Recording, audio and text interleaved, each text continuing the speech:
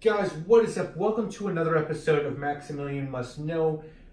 Warning here, this might be a long video. So if you're okay with sitting and watching a fragrance on a table and me talk for a while, please watch away. If that sort of thing isn't in your wheelhouse, you can move away now. I promise you I won't be offended. But I wanted to sort of do this video on what reviewers owe their subscribers / the community. What do they actually, what's the responsibility of a reviewer? And I'm doing this because of all the Jeremy fragrance tripling his, fragrance drama and Eugene's video and the backlash at that. And I wanted to do a video on what I think reviewers' actually responsibility is. Before we get into that, scent of the day is Frederic Malle Vetiver Extraordinaire. That is that old school cap. I got this bottle probably 2008, 2009 when a lot of people were reviewing. I don't think they were into Frederic Malle, but hey man, and I would buy it again. If I go back and it smells the same, I would love to get another bottle of this. But because I think this is the best vetiver fragrance to me in the world. No disrespect to Guerlain vetiver, which is awesome, but to me this is king shit when it comes to vetiver. Okay, so let's start with this. To me, YouTube is a transaction. Here's the videos that I'm making. Do you want to watch them? And if you do, cool. And if there's no Patreon or no ads, the transaction's even a little more simple. If there's Patreon, subscribers might be able to say, hey, I don't like the videos you're making. I feel like they have more of a voice. If there's ads and videos, again, I feel like they can opine more, right? Ads opine. Patreon, you have more of a voice. If there's no ads and you're just watching a video, that's literally like when people complain, you watch a video of mine and there's no ads in it, that's literally like me being like, oh, you want to come to dinner? And you're like, cool. And then I make you food and you shit on it. And you're like, man, the food you cooked is really shitty. You know, I'm eating it and I'll probably keep eating it, but it's just not good. And that's different from being like, hey, if I made you a steak, right? There's one way. There's like, oh man, the steak you made sucks. You don't make steak and you keep eating it or you leave my house. Okay. Then there's a way to be like, hey man, like, thank you for making me the steak. You know, I like steak too. When I make steak, this is the way that I make it. You know, like, have you ever thought about this? It's a discussion. But if someone comes over and they're just like, yo, your steak sucks, well, fuck that person, right? Like, what do you want to listen to that person for? So when people come to my channel and they make stupid fucking comments, yeah, I used to sort of tolerate it. I used to be like, oh, I'm sorry you don't like it. Now I'm just like, man, fuck you. Like, don't watch my videos. These are videos I'm making. They're free. They're the way I want to do it, and I don't owe you shit, homeboy. Like, that's just reality of the situation. Now, Kenny Shopson, first of all, let's start with this. When I start my own brand, which I'm working on, and I'm doing it the right way, so it's going to take some time. There's a few people that are influencing me. I'm going to do a whole video on really the 4 people that are influencing my brand. 2 are Kenny Shopson and the brand Supreme. The brand Supreme, as far as when it comes to the way I'm going to release my fragrances, the limited availability there'll be, and the seasonality of them. I don't want to make fragrances that are going to be on there forever. They're going to come out quickly, they're going to be available for a certain amount of time, and then that'll probably be it. Kenny Shopson ran a diner / place in New York called Shopson's, and his philosophy, you can watch his documentary called I Like Killing Flies. It's on YouTube. It's one of my favorite restaurants in New York. I've been to like all the Michelin star restaurants in New York. I've been to all, like, believe me, I used to have a blog on eating in New York. I think I helped start the banh mi craze, the Vietnamese sandwich craze, but that's a story for a whole other day. I know New York food. Kenny Shopson had a small spot in Soho, first in the West Village, then in Soho, then in Lower East Side. He unfortunately passed, and he made sort of really high-end, well put together, greasy spoon food. It was expensive. And his philosophy really was the customer, fuck the customer. The customer has to prove to me that he's worthy to eat my food. And I think that's a good philosophy. Just because you watch my videos doesn't mean that you're a good viewer. Like, you have to engage and prove that, like, you're worthy to watch videos. And that doesn't mean you have to do anything but not be a dick, as far as I'm concerned. But just because you watch my videos doesn't mean you have, or you watch anyone's videos for free, doesn't mean the viewer has a right to come and be an asshole. I'm sorry. So let's go with that. Then I'm going to tell you what my thing is when I talk about fragrances on my channel. I review scents that I'm interested in smelling, and I'm going to tell you about them. And if I'm receiving something for free and are getting paid, then I should tell you about that as well. I think if you're getting paid, which never happens with me, you're legally obligated to disclose that. I think so. Now, I had some shit with Notino. You guys, what a fuck show of a company that turned out to be, at least in the United States. And Notino was like, hey man, we'd like you to be on our thing and we'll give you some dough if you review some fragrances. And they sent me a couple of fragrances. I said, these are Notino reviews, and they were supposed to pay me some. They said, you could say whatever you want about the fragrances. We'll give you X amount of dollars for every review. I don't know if it was 1 or 2 or 3. I think it was 1. It might have been 2. They sent me 3 fragrances or 2 or 3 fragrances. I did the videos. I said these are Notino videos, and they never paid me. And then they disappeared. They got, you know, they were whatever, shut down in the United States. There's the only time anyone's ever paid me to do a video. So anything more than that, I want to smell something. I decide I want to smell it, and I film it and tell you what I think about it. Now, I look at what's currently on I have a little thing in my bedroom, a little sort of shelf where I have, okay, here's the things I'm smelling to talk about on camera. Guys, right now on that shelf, and again, these also go onto my Instagram page where I do scent of the day. I have a Stetson fragrance, which I got for like $8 at TJ Maxx. I have some Heretic fragrances, which is an indie niche brand that I'm working on for a Scent Safari video that might come out before or after you viewed this. I have a Dua fragrance that I was interested in and they sent me. I have a Versace Dylan Blue fragrance, or not Dylan Blue, I don't know, one of the ones, the Versace Pour Homme that I bought a while ago from, I don't know, Marshalls or some shit like that. I have a Xerjoff fragrance that I recently bought. I have Stetson, a Heretic, Dua, Versace, and Xerjoff on my dresser. I'm interested in all of those fragrances. That's the cross-section of shit that I'm interested in. Stetson, right? Super cheap, budget brand. Heretic, sort of esoteric indie niche brand. Dua, clone brand. Versace, designer brand. And Xerjoff, I don't know, you want to say like higher end niche brand? Okay, those are the ones I'm evaluating now. All right, so that's me though. I want to smell everything, and I'll talk about that in a little bit more in a while. But I want to say this too, because I was watching Eugene's video. You know, someone said, oh, you know, Renee's even getting free bottles now too. Fuck you.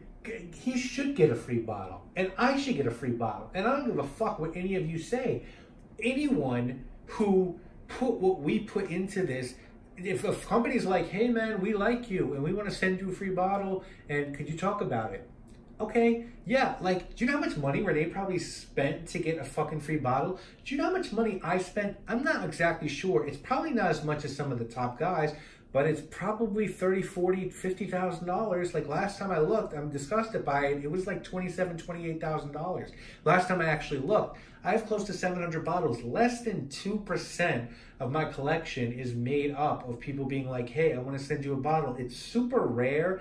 And if I get a bottle, if I don't like it, I don't even talk about that shit. I don't care. Like, that's just the reality of the situation. But how dare you be like, someone who's been doing this for 5-6 years shouldn't receive a bottle?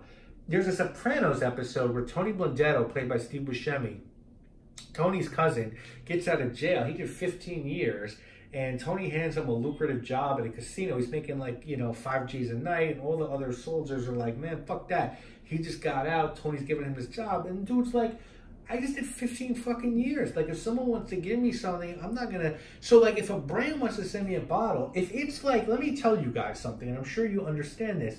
If Hugo Boss said to me, hey, we're gonna send you new Boss XY Sport or whatever, talk about it, I'd probably be like, go fuck yourself. But if a brand I'm interested in wants to send me a bottle, will you expect me to be like, no, man, I'm not taking your bottle. I'm true to this shit. Like, no. If I'm interested in the brand, I'll take it. And if I'm not, I won't. And then I'll give you my opinion. And I'll tell you something else. I've never asked a brand for a bottle. I do Scent Safari videos. What I say to brands, just so you know, is, hey, I'm interested in your brand. You want to send me some samples? I'll talk about them on camera. Do you know how many times brands are like, whoa, why don't we just send you a bottle? I'm like, don't do that. Do you know why I'm like, don't do that? Because I can't tell you how many times brands have like sent me shit that I don't like, right? So if you send me a bottle and I don't like it, I'm in a bad spot. Either I'm not going to talk about it, you're not going to like me, which has happened, or rarely I'll like it and talk about it, right? There's very rarely a good outcome in that. So what I'll say is, no, send me some samples. If I like the samples, and there's one in particular that's really popping, you can send me a bottle and I'll do a review on it. That never happens. You know what happens more? Almost 9 times out of 10 when I do Scent Safari videos, sometimes, very rarely, the owner's like, thank you, man, that was a really good video. 90% of the time, they're like, thank you, with complaints. And we have a good discussion, and they're like, oh, I don't understand why you didn't see this, da-da-da, that's a shame, da-da-da. And then 10% of them or whatever are like, man, go fuck yourself. And you know how many times brand owners have emailed me and been like, I don't understand why you didn't get X in this video. Just the other, I mean, I don't want to get too deep into this shit, but like just the other week, like a brand owner was like, no, you got my fragrance wrong. I want to come deliver you a fresh sample. And I was like, no, man, like I smelled what I smelled. I have the raw materials. I know what I'm smelling. You know, you don't have to deal with me anymore. But if you look on Fragrantica, people are also smelling what I'm smelling. I don't think I'm in a bubble. I'm sorry, man, but I'm not accepting what you're saying. Probably going to never work with that brand. Again, unfortunately, it's a shame because it's a pretty big, a niche / indie brand that I really respect. Did 2 Scent Safari videos recently. Up and coming brands. I don't think there's anything wrong with them. Definitely pissed the owners off. I don't fucking care. I care about talking about fragrances honestly. All right. Now, with that said, the other thing, right, I want to talk about quickly is clones, right? Because there is such a debate, hot debate in the community about clones. So first, let's talk about the different types of clones there are. Because as far as I'm concerned, there's like 6 types of clones. There's Chinese, like, knockoff clones, which is someone being like, this is Creed Green Irish Tweed, and it's clearly not. It's someone making, I don't know, probably urinating in a bottle. Probably, or something close to that. It's probably dangerous, hazardous material. No, right, okay, that's 1. 2 is like the dollar store bullshit. You go into a discount store and you see, instead of, you know, Dior Sauvage, it's Plior Bavage, or Toulage, right? It's like that. This is, we're very blatantly trying to be this. This is like $2 or $3. That's number 2. 3 is what Damien Stammers does. The guy gets, who owns Parfums Vintage, he gets these GCMSs, he takes them, he tweaks them, and he tries to make better fragrances or recreate what he feels like has not been up to par recently, or just improve upon fragrances he likes or feels like there's a spot in the marketplace to do that. Then you have what like Dua and Alexandria do, right? Where they're actually getting GCMSs, sending those to chemists, and then figuring out how to replicate those and selling those, right? That's 5. 4. Then you have people who literally just buy oils from the Middle East, fill them with alcohol, and sell them. Then you have real houses that clone. And I could give you a myriad of like perfume houses that clone, right? We all know that Bond Number 9 has made fragrances that smell like Creed fragrances. Creed has made fragrances that smell like Mont Blanc fragrances. Parfums de Marly has made fragrances that smell like other fragrances. Tom Ford has made a fragrance that smells exactly like Halston Z14. Xerjoff made a fragrance that smells exactly like a Terry Mugler fragrance. I give you 50 brands if you want that have done this in the past. Okay, fine. Which one of those is most moral to you? I don't know. I'm not really sure. I really thought about, should I talk ever on my channel about clone fragrances and the morality behind it.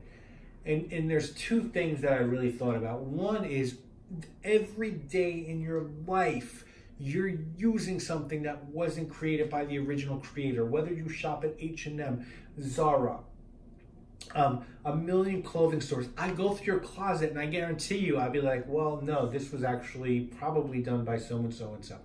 We buy cheaper pharmaceuticals, right? And I'm not, you know, people are going to be like, because I've had this argument, like, oh, you're comparing a drug to a fragrance. No, I'm really not. There's cars, features in our cars, features in our technology, food that was made by someone else that someone has done cheaper. And if we didn't have people constantly battling to make something less expensive, our quality of living would be way down. That's just a reality. You could go to architecture, anything like that. So that's the first thing. And again, you might think that's a stupid argument. Okay, that's fine. You don't have to talk about clone fragrances. You don't have to wear clone fragrances, nothing. But then there's like the morality of brands, right? There's a really popping niche brand out there, and you could look them up online, and when black customers came into their store, they would make a statement, go fix the lights, and that would mean watch these people. Treat their employees like absolute shit. Hugo Boss is in fact made uniforms for the Nazis. Jean-Paul Guerlain. Guerlain is probably one of my one or two favorite brands. Jean-Paul Guerlain, I had a subscriber once, I was doing a Guerlain review, he wrote to me, he's like, how do you fuck with Guerlain, man? What's wrong with you? You know, he said something like, I worked like a nigger. Something like that. You can look it up online, and he was fined for it and faced jail time for saying something like that. A Guerlain perfumer. So I don't think that I should ever, I think it's bad for me to ever say, what's the morality of the people making the fragrances that I'm talking about if I'm interested in talking about the fragrance. I just think it's a sticky spot to get into. Now, as a perfumer, if I transition to that, which I'm trying to, that might change one day. I might be like, whoa, whoa, whoa. I don't like that this is happening. That's possible. But as someone who's just interested in smelling things and talking to you guys about them, I don't want to make that judgment, guys. I just like smelling all types of different shit and talking about it after the fact. I like how clone scents are reverse engineered, and especially as someone learning to be a perfumer, that very much interests me. And it interests me to interest subscribers. Like, is this worth your money? Like, I really feel like my responsibility is to be like, hey, here's what's in front of me. I'm smelling it. I'm gonna let you know if this is worth your money. That's it. Like, I feel like that's what my responsibility is. If you don't like that, or you don't like a reviewer you're watching, don't watch it and let life take care of itself. But I really believe, and this might be wrong, but I believe the only type of people in this community who should be receiving any sort of ill will or should be the target of anyone's ire, or there's two types of people, okay? The people who literally got into this community not because they loved smelling things and talking about them, but because they were like, hey, here's my lane to get famous. I already tried so-and-so, or da-da-da, and like, maybe I can use this in my life to get in this lane and become popular here. I don't like that, because I think this community is filled with wonderful people, all different types of wonderful people who really love smelling fragrances for different motives, and they're here now for different reasons, etc. I don't like if your intentions getting into this weren't pure. I feel like that, to me, is problematic. The second one are people who are taking product or money and then giving you a false impression based upon, or to continue receiving something, right? They're getting something, and in order to keep receiving something, they're going to tell you whatever they want. And here's what I think. I think those people are so easy to spot. I just think it's so easy. It's so easy to figure out who really came in this game out of love and who came in this game because they thought there was a little bit of a lane, and they're doing everything now to exploit it in their viewers. And I feel like there's an easy way to discern the people who are shills for houses, but I also don't think it's my place personally to speak on that. I just want to do me. I just want to talk about fragrances I want to smell and tell you guys about them, and hopefully one day have a brand. Now, with that said, yeah, of course I saw Eugene's video. I think Eugene is a great guy. I don't say good, a great guy. I think he's frustrated with a lot of shit. He might even be frustrated with some of the stuff I do. And I think it would have been better for him, honestly, to... And if I mean, he erased his Facebook. I wanted to talk to him, but I would have said this to him. I think it would have been better for him to attack the ideas instead of the people. I think he probably thought he was being, like, funny and, like, you know, it won't be taken too seriously. But I think he's frustrated with the direction of the industry, and I think he feels like the people he talked about are perpetuating some of that direction. Don't think he's a bad guy. I think he's a really good guy. I think people who talk to him know that. And so that's all I have to say about his videos. I would never stop watching his videos. I did a video about my favorite reviewers that probably will be coming out after this video, but, like, you know, he's in that, and I would never stop watching him. Yeah, dude, I think some of the things he said were a little bit woo-woo. Yeah, man, but, like, you know, he said this in his follow-up video, and it's true. There's really two things going on that are very interesting with our culture. One is, and I don't like either of them. The first one is that people are just so fucking taken back and cowering and scared and knocked down by words, which is like, we have to stop that. We have to raise people to be a little bit tougher, or there's gonna be a lot of problems down the road. So you can't let words, you gotta take it like Cuba and Demi did. You kind of just gotta be like, all right, whatever. That's one. And two, people want that, man. They want that blood, man. They're going to those videos like Romans went to the fucking Colosseum, and they want to see Eugene tear these people apart. And, like, I don't know which one is, like, I don't know, man. Like, I don't think both probably aren't great, but, like, he's right, man. You're coming for that shit. How dare you come for it and then shit on him for doing what you came for? Come on, man. Let's stop that, too. Stop it.